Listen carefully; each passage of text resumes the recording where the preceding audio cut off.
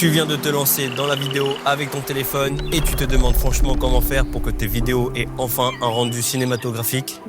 Et comme je suis aussi passé par là, je me suis dit que le plus simple, ce serait de te partager 5 astuces ultra faciles à appliquer tout de suite, sans matos compliqué, juste avec ton téléphone. Et tu vas voir que rien qu'en appliquant ces quelques conseils, ton B-roll va passer de quelque chose d'ennuyeux à carrément créatif, et ça, en un rien de temps. D'ailleurs, tout ce que je vais te montrer, je vais le filmer à la main, sans stabilisateur ni d'accessoires pour que tu puisses te projeter facilement. Et ce qui est top, c'est que pour chaque plan, je vais te montrer comment un débutant le ferait instinctivement et comment on peut améliorer ce même plan avec un peu plus d'expérience. Yorana, j'espère que tu vas bien. Si tu es nouveau sur la chaîne, je m'appelle Louis, vidéaste freelance depuis plus de 10 ans et j'accompagne aussi celles et ceux qui veulent se lancer dans la création de contenu et ou vivre de leur passion pour la vidéo. Sur cette chaîne, je te partage plein de conseils et astuces concernant la vidéographie et les drones. Alors si le contenu te plaît, je t'invite à soutenir la chaîne en likant la vidéo et abonne-toi si tu le souhaites. Alors, je me suis mis dans un environnement assez commun que l'on peut retrouver partout dans le monde où que tu sois. Donc là, je suis dans une forêt. Et avant toute chose, je commence toujours par les réglages de la caméra. Je reste simple. On ne va pas partir dans des réglages trop avancés, mais crois-moi, si tu veux tirer le meilleur de tes plans, c'est là que tout commence. Donc pour ce tuto, je vais uniquement utiliser l'application caméra de base du téléphone. J'ai avec moi l'iPhone 16 Pro Max et tout ce que je vais te dire dans cette vidéo s'applique bien évidemment à n'importe quel téléphone ou caméra que tu utilises. Bien évidemment, il existe plein d'applications comme Blackmagic Cam par exemple qui permettent d'avoir plus de contrôle sur les réglages de caméra et ainsi transformer ton téléphone en vraie caméra professionnelle, mais ce n'est pas le but de cette vidéo.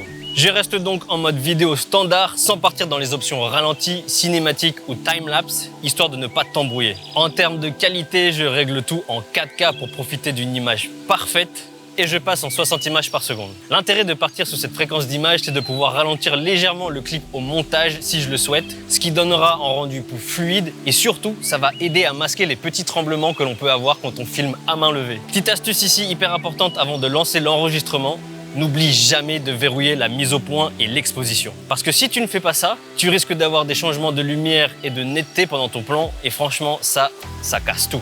Une fois que ça c'est réglé, la première chose que je conseille toujours, c'est de penser à filmer plus bas que la hauteur des yeux. Viens vraiment chercher plus de contact avec le sol. Et c'est l'erreur numéro 1 que beaucoup de débutants font. Ils filment tout debout et c'est normal, c'est ce qu'on voit naturellement, mais ça ne capte pas vraiment l'attention. Il faut être plus créatif. Si tu prends le temps de t'accroupir ou même de poser ton téléphone au ras du sol, tu vas te rendre compte que la scène change complètement. En te baissant, tu vas créer plus de profondeur et ajouter une dimension à ton image. Tu vas capter des détails invisibles et souvent, tu vas même te surprendre à découvrir des éléments que tu n'aurais jamais remarqués. Comme ce petit papillon que je viens de filmer complètement par hasard en descendant plus bas. C'est un petit effort qui peut vraiment faire une grosse différence dans la qualité perçue de tes images. Ensuite, ce qui change tout dans une vidéo, c'est la façon dont tu bouges ta caméra. Et là aussi, beaucoup de débutants font l'erreur de la bouger dans tous les sens, n'importe comment, et surtout sans réfléchir. Ils pensent que ça rendra le plan plus vivant, alors qu'en réalité, c'est l'inverse. Ce qu'il faut, c'est choisir un seul et unique mouvement. Ça peut être un travelling latéral, un léger travelling avant, un orbite autour d'un sujet, mais il faut choisir un seul mouvement. Le fait de rester cohérent et fluide dans une seule direction rend l'image tout de suite plus maîtrisée et agréable à regarder. Un détail qui compte énormément, c'est la vitesse de ton mouvement. Si tu fais un mouvement ultra accéléré et que tu ralentis sans arrêt, tu risques de donner la nausée à ton spectateur. En revanche, si tu restes constant dans ta vitesse, tout paraît plus fluide, plus professionnel. Mais la magie dans tout ça, c'est que tu n'es pas obligé de bouger la caméra à chaque fois. Parfois, le plus simple et le plus efficace, c'est juste de rester fixe et laisser l'action se dérouler dans le cadre. Parce que s'il ne se passe rien devant l'objectif, même le plus beau cadrage du monde aura l'air ennuyeux. Mais à partir du moment où il y a une action, quelle qu'elle soit, comme par exemple une personne qui passe, une rivière qui coule, tout devient tout de suite plus vivant, plus narratif.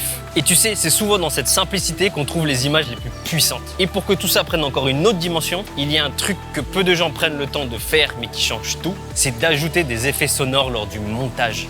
Voilà donc deux versions, une sans sound design et l'autre avec sound design.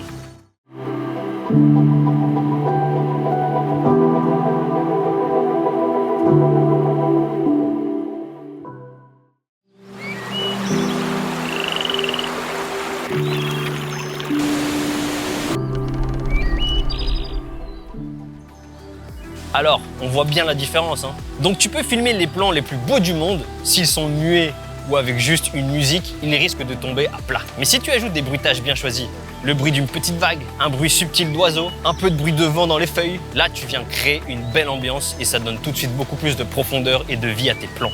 Et justement, si aujourd'hui tu sens que tu as envie d'aller plus loin, que tu en as marre de bricoler sans vraiment savoir ce que tu fais, j'ai créé une formation ultra accessible à moins de 20 € pour les débutants. Tu y apprends à filmer proprement avec ton téléphone, à monter tes premières vidéos et surtout à progresser avec des exercices pratiques que j'ai mis en place. Donc ta progression est beaucoup plus rapide que de te perdre dans des tutos YouTube interminables où tout le monde se contredit.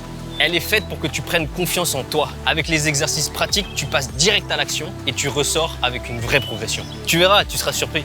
Et si tu n'es pas prêt vraiment à te lancer, j'ai quand même un petit cadeau pour toi. J'ai créé un e-book de plus de 30 pages où je te partage des conseils et astuces sur comment filmer avec ton téléphone et tu peux le télécharger gratuitement. Si tu es assez curieux et intéressé pour les voir, je t'ai mis tous les liens juste en dessous dans la description. Avant de passer au montage, il y a encore une erreur qu'on voit tout le temps chez les débutants, c'est de filmer absolument tout. Et le problème, c'est qu'en faisant ça, non seulement tu t'éparpilles, mais tu rends aussi ton montage beaucoup plus compliqué. Ce que je te conseille, c'est de te concentrer sur une chose à la fois. Tu prends le temps de réfléchir à ce que tu veux montrer, tu cadres bien, tu penses à ton mouvement si t'en fais un, et tu restes clair sur ton intention. Et pareil au montage, lorsque tu importes tous tes rushs sur ton logiciel, tu veux trier et garder uniquement ce qui est bon. Coupe tout ce qui ne sert à rien. Ce n'est pas parce que tu as filmé un plan de 10 secondes qu'il faut absolument garder les 10 secondes. Garde ce qui marche. Et pense surtout à couper le début, là où souvent quand tu appuies sur REC, ça fait trembler un petit peu le téléphone, et pareil à la fin.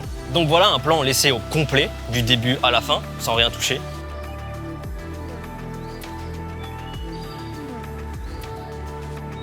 Et voilà le même plan, mais avec uniquement ce qu'il y a de bon. Et tu vois, il y a une énorme différence. C'est tout de suite plus professionnel, plus fluide. Bon, maintenant que nous avons tous nos clips, il est temps de les monter ensemble pour faire une vidéo finale. Tout d'abord, je te mets la version débutante et après je te montre la professionnelle.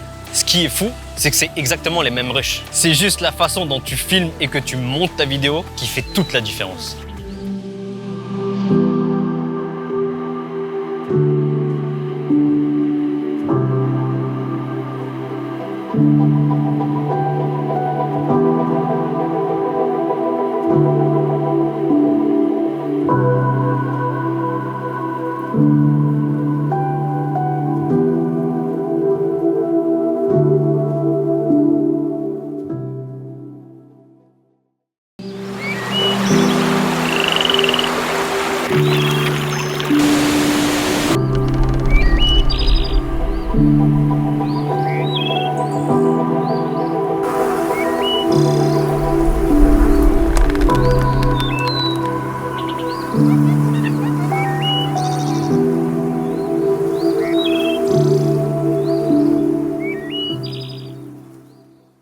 Voilà, à ce stade, j'espère vraiment que tu y vois plus clair sur la façon dont créer des b-rolls intéressants avec ton téléphone. Ce qu'il faut bien que tu comprennes, c'est que tout commence par les bases, en particulier celle de la caméra de ton téléphone.